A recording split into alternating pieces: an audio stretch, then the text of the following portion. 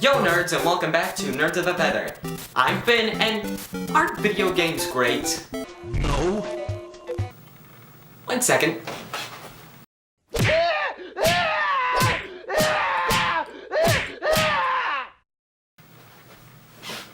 Sorry about that. But anyways, video games are an art form like any other. Unlike most art forms where you're just a passive observer, you actually get to control what you do in video games. And that gives the player an experience unlike any other.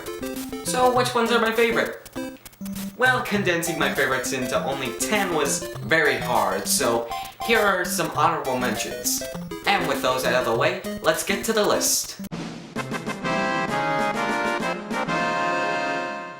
The PS1 was a console juggernaut in the 90s, selling millions of consoles and millions of games. That console that dared to enter the console wars of the 90s spawned arguably the most popular console lineup in gaming history. Such classic games on the console are Metal Gear, Rayman, Spyro, Tony Hawk Pro Skater, and Silent Hill. But I've never played anything on the original PlayStation. But the PS4 has been giving us re-releases and remasters of those classic games. Like this one.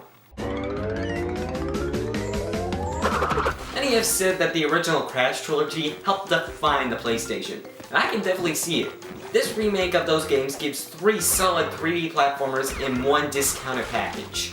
This was my introduction to the Orange Marsupial, and I was not disappointed. It's hard to say anything new about the game. It's just really fun. And hard. Very hard. Whether it's the jetpack in Crash 2, the water and biker levels in Crash 3, or yeah, just getting the gems in general in Crash 1, these games will eat your lives faster than Pac-Man. But despite that, these games are still a ton of fun. And did I mention hard? Yeah. On to number 9. You want me to do it, don't you? Fine, fine.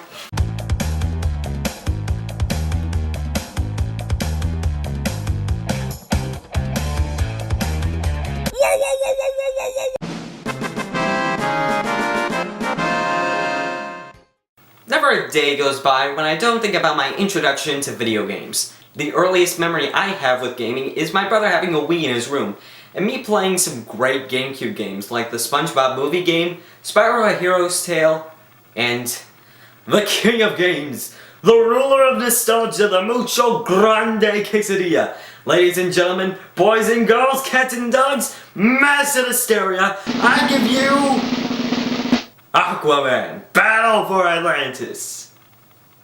Okay, it's Sonic Heroes, jeez.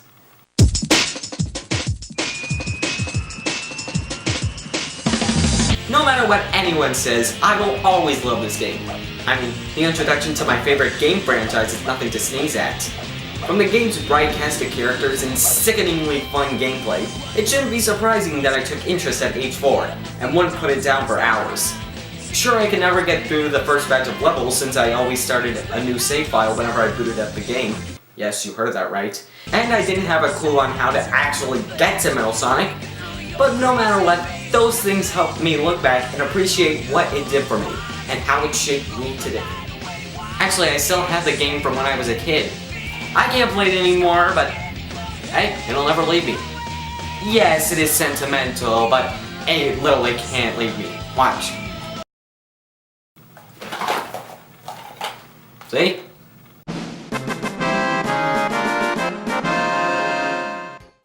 Ah, Disney. The music makers, the dreamers of dreams, the Gene Wilder ripoffs, the corporate entities that will feast on our money until the riches make them powerful entities that will shape this world into a union of the followers of the mouse. They're everywhere. You can't escape them. They own everything. And yet that will never be enough. Every company will be giving Disney a share until the prophecy comes to fruition, and we do nothing to stop it. And they also make some good games. And I feel it truly shined with Disney Infinity 2.0. To say I was excited for the first game would be an understatement, but they did even better with the sequel. More toy box options, more worlds, and the awesome inclusion of the Marvel characters. This was just the whole package. Sure, some may say it's a shameless cash grab with the sold separately figures, or just a Skylanders ripoff, but at least it's a fun cash grab Skylanders ripoff. Nah, people are still gonna get triggered. Go to number 7! Go to number 7! Hey, what do you know? Another Sonic game! Yay! I'm never in a mood to not play a great Sonic game. I said a great Sonic game, get that garbage out of here. The idea that a fast-paced game can be so relaxing may seem odd, but the Sonic franchise does it so well. And while the internet may either hate it for his few missteps, or just ship their OC with Tails, I'll always just be a fan of his games. But must I give an introduction to one of his most popular games? Well, it doesn't matter now, so... Sonic Generations! Riding on cars! It seems embarrassing to me, but like Crash Bandicoot, I've got nothing new to say. The game mixes the modern formula solidified by Colors and the 2D side-scrolling set in place by the Genesis games. It's hard to not like it, along with other content that's a Sonic fan's wet dream, and being a great way to introduce players to some of Sonic's greatest hits. Seriously, I didn't even know what the adventure games were before this game. This was a pretty boring segment.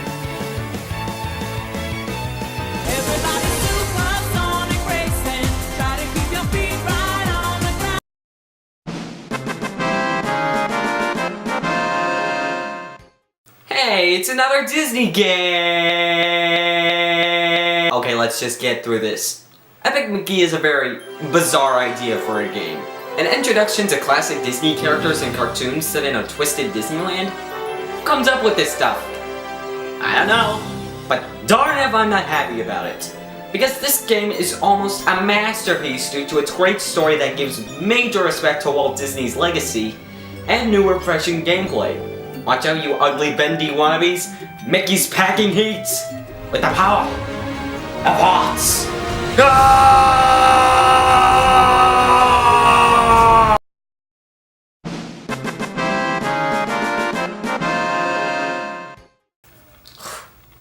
Sorry about that. I don't know what came over me. I just sort of blacked out for a second. Maybe I was just playing too much of this game.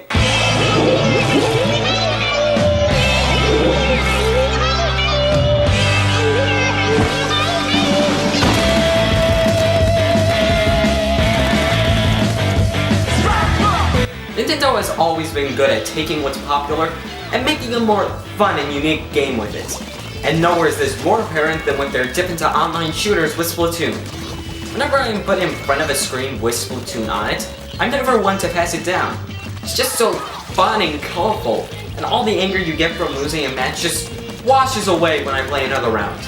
If you were to come up to anyone who wasn't a method, and said that a third-person shooter with weeaboo teenage girls that can turn into squids that fight each other with paint guns and oversized paint rolls would sell, they will probably direct you to the nearest mental institution. But old Nintendo actually listened to the method that you went up to, and now they've made millions from this series with only 2 games. Yeesh, if that can sell, maybe my game about candy wrappers trying to survive the apocalypse can sell. Also this music.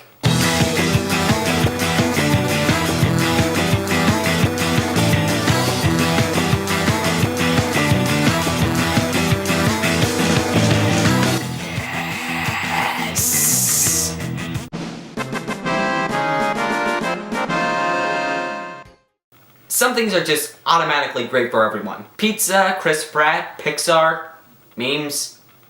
And one game I feel is loved by everyone is the best fighting game I've ever played.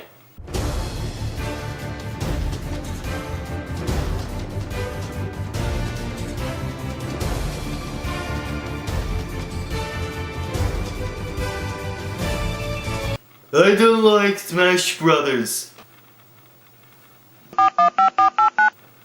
Hello Area 51, I think I found an alien for you. To be honest, I never really got into the Smash series before picking up this one.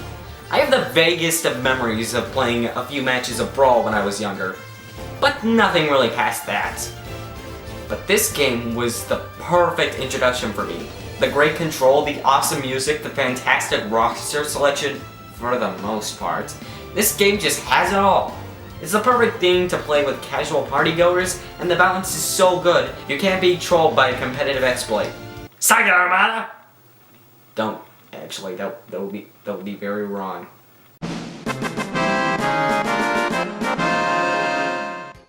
Look, I'm not one to hate something just because it's popular. The next pick will be very controversial, but hey, opinions. If you think this game is overrated, then that's your business, but I can definitely see why it got so popular. Sonic Adventure 2, take me away.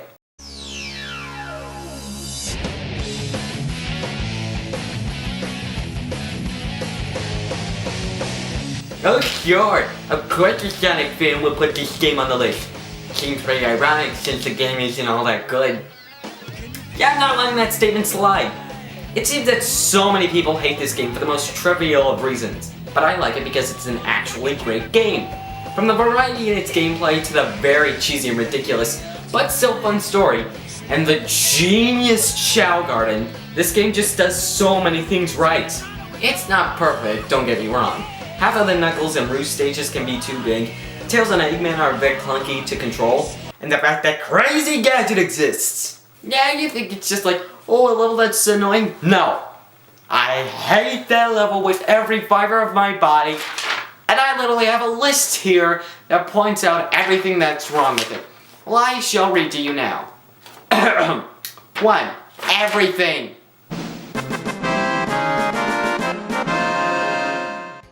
You know, even though indie games have been on the rise recently, I haven't actually played many. Well, one was bound to end up on this list eventually. I mean, this was 2017, what would you expect? But what better game to put on this list than the most relaxing game I have ever played?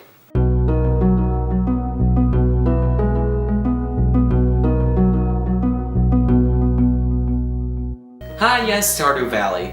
Of course Stardew Valley. Why not Stardew Valley? It's frickin' Stardew Valley. To know that this fantastic game was made by one person in the span of 4 years goes beyond words. Great characters, fantastic pixel graphics, and the fact that everyone's playthrough will be different still doesn't do this game justice. Me personally focused on making my farm spiffy, gaining a relationship with Leia, and discovering more about the mines. But someone could have tried to gain money by fishing and wanted to be friends with everybody. How can I sing my praises to Stardew Valley without repeating what's already been said a million times over? Well, maybe like this.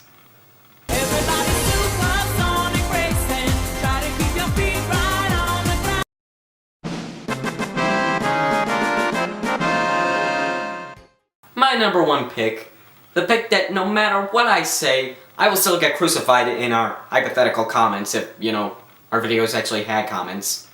Even if I chose something like Ocarina of Time or Undertale, people would still have a problem. But it's kinda hard to deny the excellence of this one.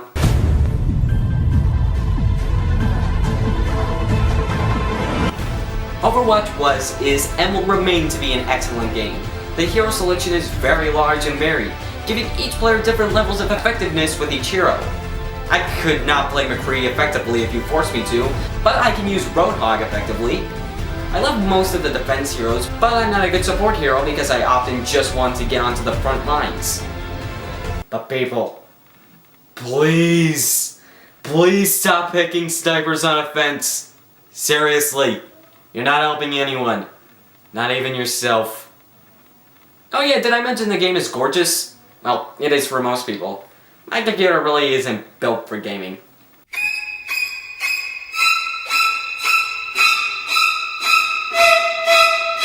It's hard to find anything wrong with the game. It's more of a matter of what's wrong with the players I find are competitive, because they don't take the game seriously and think it's okay to not get on the objective, or go out one at a time, or just blame everyone that's not them, or just...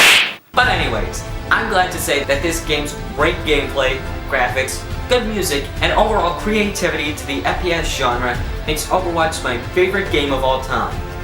Yep.